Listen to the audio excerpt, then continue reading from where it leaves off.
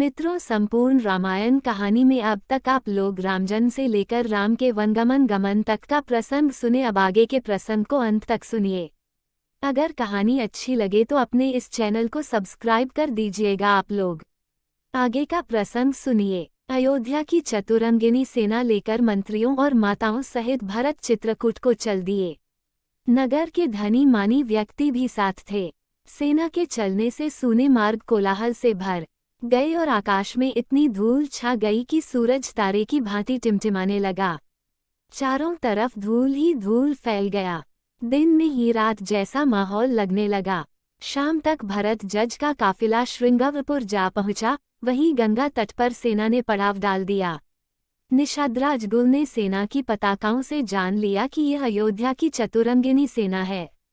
उसने अपने साथियों से कहा कि मालूम होता है कि भरत के ऊपर अब राजमद सवार हो गया है। राम को वन में मारकर वे अकंटक राज करना चाहते हैं। ये तो मैं जीते जी नहीं होने दूंगा। वह बोला, भाइयों, मरने मारने के लिए तैयार हो जाओ। आज भरत की सेना से लोहा लेना है। मैं जानता हूं कि हम लोग उनका मुकाबला किसी भी प्रकार नहीं कर सकते, फिर भी हमें अंतिम क्षण तक मुकाबला करना है। ये हमारा धर्म है कि प्राण रहते उनको गंगा पार न होने दें। एक न एक दिन मरना तो सबको है ही, तो क्यों न अपने राम के लिए लड़ते लड़ते अमर हो जाएं।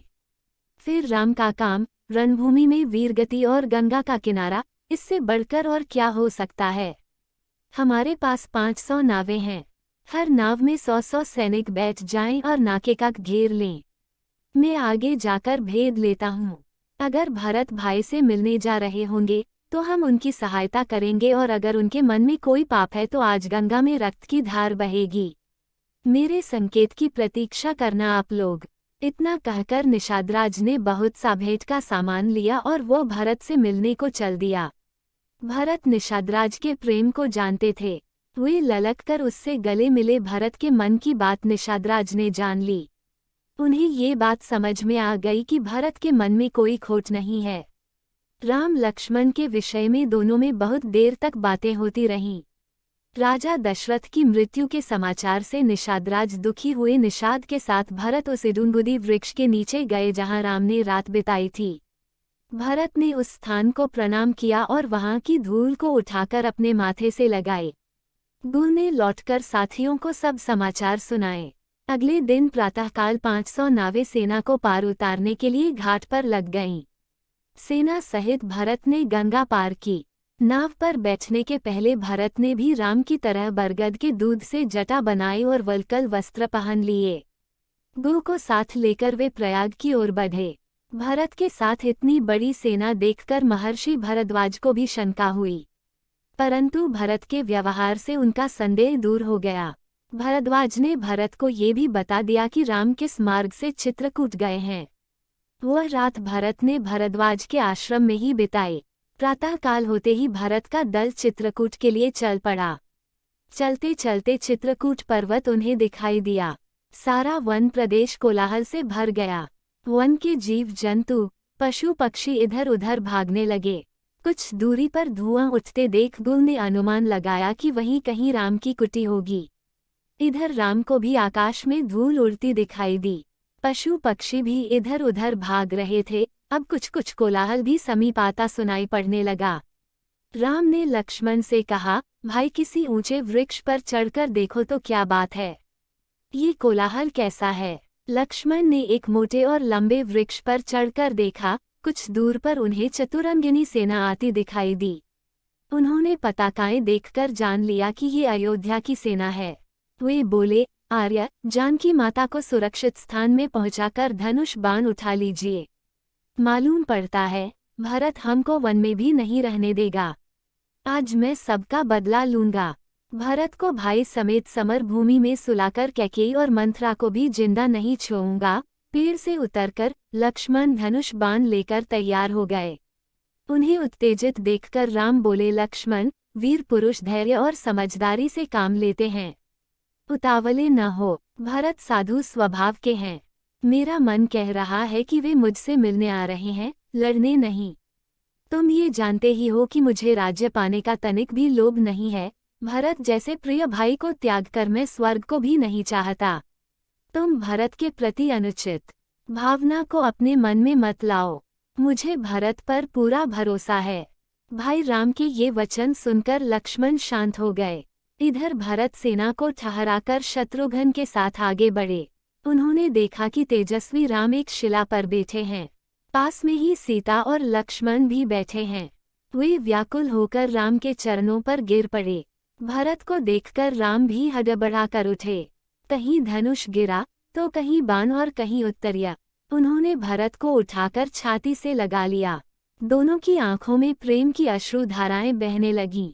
भाई से मिलकर भरत ने सीता जी के चरणों में प्रणाम किया। सीता जी का आशीर्वाद पाकर भरत को बड़ा संतोष हुआ। फिर वे लक्ष्मण से गले मिले। शत्रुघ्न ने भी राम लक्ष्मण और सीता जी के चरणों में प्रणाम किया। गुरु और माताओं के आने का समाचार पाकर राम लक्ष्मण उनसे मिलने गए। शत्रुघ्न को सीता जी के पास छोड़ गए। गुरु के चरणों में प्रणाम कर वे माताओं से मिले। अपने कुटुंबियों और नगरवासियों से भी बड़े स्नेह के साथ मिले। सबको ठहरने का यथावसर प्रबंध करके श्रीराम अपनी कुटी पर लौट आए। सीता जी को मुनि वेश में देखकर माताएं बड़ी दुखी हुईं। अब कैकेयी भी मन ही मन पछता रही थी। जब पिता की मृत्यु का समाचार राम को मिला तो वे सन्न रह गए और अपने ही को उनकी मृत्यु का कारण जानकर बड़ी देर तक रोते रहे। फिर वे मंदाकिनी पर गए। वहां उन्होंने पितृ तर्पण किया और इंगुदी के फूलों से पिंड देते हुए वे बोले, पिताजी, आपके बनवासी पुत्र के पास पिंड देने के लिए केवल यही है। इसे ग्रहण कर संतुष्ट हों और आशीर्वाद दें। अगले दिन सब लोग राम के पास इकट्ठे हुए। भरत ने राम के चरणों पर सिर रखकर कैकेयी के अपराधों के लिए क्षमा मांगी और अयोध्या लौट चलने की प्रार्थना की। राम ने भरत को हृदय से लगा लिया और कहा, जो कुछ हुआ इसमें न तो माता कैकेयी का दोष है और न तुम्हारा। जो कुछ होता है वह भगवान की इच्छा से होता है। सब अपने कर्मों का फल भोगते हैं। जहाँ तक मेरे लौटने की बात है, मैं 14 वर्ष तक वन में ही रहकर पिता के वचन और आज्ञा का पालन करूंगा। जिन पिता ने अपने वचन के लिए अपने प्राण से प्यारे पुत्र को वन भेज दिया और अपने प्राण भी दे दिए, उनके मरने के बाद मेरे लिए और तुम्हारे लिए भी यही उचित है कि उनके वचन का पालन किया जाए। तुम अयोध्या में रहकर प्रजा पालन करो और मैं 14 वर्ष तक वन में वास करूंगा। चारों भाई अपने अपने कर्तव्यों का पालन करें और पिता के सत्य धर्म की रक्षा करें। इस पर भरत ने कहा, आपके स्थान पर मैं 14 वर्ष तक मैं वन में रहूंगा। मैंने भी मुनि वेश बना लिया है। माताओं ने, गुरुजनों ने और नगरवासियों ने भी अपनी अपनी तरह से राम से बहुत कुछ कहा, पर राम किसी तरह लौटने को तैयार नहीं हुए। उधर भरत भी हठ कर रहे थे। तब राम ने कहा, कदाचित तुम्हें पता न होगा, तुम्हारे नाना ने जब माता कैकेयी का विवाह पिताजी से किया, तब राजा से यह वचन ले लिया था कि उनके बाद कैकेयी का पुत्र ही अयोध्या का राजा बनेगा। अतः राज्य तुम्हारा ही है।